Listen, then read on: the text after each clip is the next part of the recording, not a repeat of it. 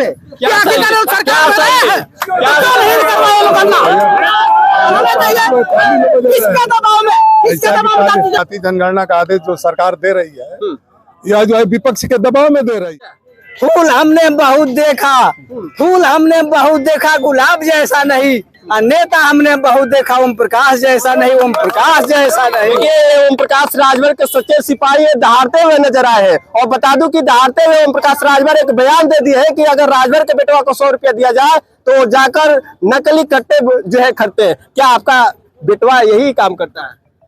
ये पहले करते थे लोग, लेकिन हम लोगों ने मना कर दिया कि बड़े आज कह रहे हैं कि आज भी खरीदते हैं। अब जो है ये कट्टा रिवाल्वर पाकिस्तान के लिए खरीदा जाएगा, विरोधियों के लिए खरीदा जाएगा। अब वो अपने के लिए नहीं, बच्चों के लिए नहीं खरीदा जाएगा। देखिए ये जैसे वेद व्यास बिंद जी बताए हैं जातिवाद गणना, और साथी हमारे बताए हैं जातिवाद गणना। जातिवाद गणना 1931 में ब्रिटिश गवर्नमेंट के जमाने में शुरू हुआ, तब से आज तक हुआ नहीं। हम लोग अति दलित पिछड़ा छोटे वर्ग के लोग उसी में झेलते चले आ रहे हैं। जब जाति गणना होगी, हम लोगों की संख्या ज्यादा होगी, 52 से 54%, तो आधा जो है आरक्षण तो हम लोग को मिलना चाहिए। जातिवाद जनगणना से हम लोग को फायदा है।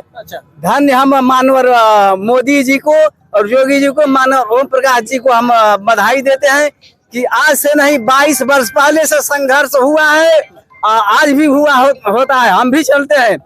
लेकिन जनगणना से हम लोग को बहुत फायदा है। ये तो विपक्षी लोग ऐसे मुद्दा को लेकर चल रहे थे। क्यों? 4 बार जो है सपा की सरकार थी, 4 बार बहन मायावती की सरकार, उन्होंने क्यों जाति गणना का आवाज क्यों नहीं उछाला, क्यों नहीं उठाया?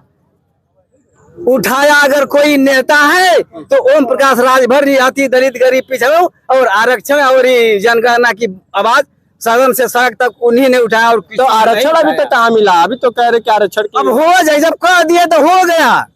हाँ, जनगणना हो गया तो भी कहीं ऐसा तो नहीं लग रहा कि चुनाव नजदीक आ रहा है, इसको लेकर जाति जनगणना कराने की पूरी पहल चल रही है?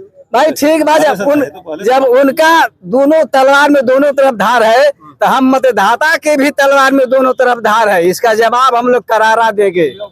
अच्छा चलिए, जय हिंद। जी क्या ऐसा है कि ये जो जनगणना का आदेश जो है, जाति जनगणना का आदेश जो सरकार दे रही है, या जो है विपक्ष के दबाव में दे रही है। अच्छा, विपक्ष के दबाव में राहुल तो कह रहे हैं कि हमारे मुखिया जो है गलत लोग कर रहा है। राहुल गांधी, तेजस्वी यादव और नीतीश यादव ने जो बिहार में जनगणना जाति कराया सरकार में, और उसके बाद राहुल गांधी जो लगातार संसद में और बाहर जो है जाति जनगणना की आवाज उठा रहा है, अखिलेश यादव ने जाति जनगणना की जो आवाज उठा रहा है, उसी के दबाव में आकर मोदी जी जो है केंद्रीय सरकार जो है जाति जनगणना कराने जा रही है। इसमें क्या नाम है आपका? हमारा नाम उमा शंकर सिंह पथिक है, साहित्यकार है। अच्छा, साहित्यकार जी है। और कहा लग रहे अभी राजभर जी बयान कर डाले हैं कि राजभर का बेटवा को 100 रुपया दिया जाए तो राजभर जी जहाँ रहते हैं, जो जहाँ रहेगा उस ढंग से बोलेगा। जब वो विपक्ष में रहते हैं, जब जो है क्या नाम है कि अखिलेश यादव के साथ थे, तो कहते थे कि हम जोगी जी को भेज देंगे जहाँ की भीख मांगने की ट्रेनिंग दी जाती है, ठीक है ना। वैसे ही जहाँ वो रहते हैं उस ढंग की बात करते हैं। ये कह रहे हैं कि विपक्ष का जो है मुद्दा है, आप क्या आपसे पूछिए कि जब सरकार में थे तभी कहा न जाति जनगणना करा दी, याद नहीं था क्या? राहुल गांधी कह रहे जब से 31 में गणना हुआ था, तब से जब 1952 में चुनाव हुआ, तब से लेकर अब तक सरकार उन्हीं की रही, कांग्रेस की। क्यों नहीं करा दिया उन्होंने? तब मुद्दा नहीं उठा उनका, तब दबाव किसके ऊपर बना रहे थे? अब जो है माननीय नेताजी 22 वर्ष से जो है जितने कार्यकर्ता हैं सबसे पूछ लीजिए कि जब भी हम गाँव में चौपाल लगाते हैं तो हम लोग ये कहते हैं कि महिलाओं को 50% आरक्षण चाहिए। 50% में 33% आरक्षण मिला गठबंधन होने के बाद। और आज देख लीजिए, गठबंधन होने के बाद जो है जाति जनगणना जो हमारी प्रमुख आवाज थी, तब जाकर के जो है यहाँ गणना हुआ है। न कि किसी विपक्ष के नेता में दम था, लोग जो 5 बार सरकार में रहे हैं, करके क्यों नहीं दिखाया उन्होंने? हम बार बार पूछना चाहते हैं, आप साहित्यकार हैं तो विचार करिए उस चीज पे।